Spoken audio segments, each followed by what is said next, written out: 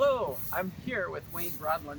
Wayne, you're from Canada, and we are in Medellin, Colombia. I'm honored to be here with you.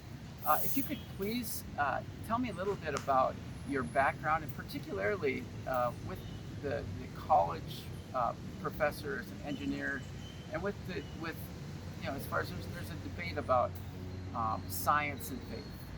And if we could just look at that from your perspective, I'd be very interested to know what your thoughts are.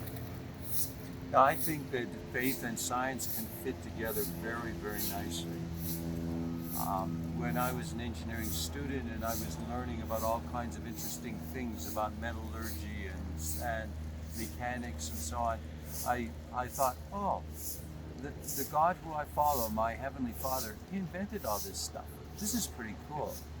And so it really strengthened my faith as I realized, oh, all these things that my mom and dad didn't know about, never taught me, but because they're engineering things and they're specialty knowledge, I started to realize how interesting and how clever these things are that God invented. And in my heart, I was thinking, oh, my Heavenly Father made all this stuff. Isn't He cool that He could figure all this stuff out? And then later on, when I was studying about how embryos develop, when I became a professor, that was my research area. And we used amphibian embryos, and we did various kinds of experiments on them. And it was before they had a nervous system, so they didn't feel anything in the experiments we were doing on them. And mostly we just watched them actually to understand how they developed and how could the tissues change shape to form an embryo. And we were studying the brain and the spinal cord, but the same kinds of things happen as the embryo. Cells in the embryo move and change shape to form eyes and ears and gut and all kinds of important structures. And I remember talking to one of my students who had a very rough background, and he had no religious training of any kind. And one day he was looking through the microscope, and I said to him, "Do you believe in God?" "Oh yes," he said.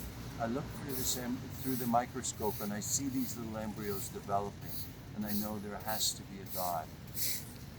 And I understand. I understand that we get information from different places. So as a scientist, we look through the microscope and we get information as we're able to observe what happens to these embryos. And I realize that when God speaks to us, He speaks to us from a different place. He speaks into our spirit. And so what we have, in the same way that when we look through the microscope, we believe what we see. We see these things and we believe that these are true things that we're observing.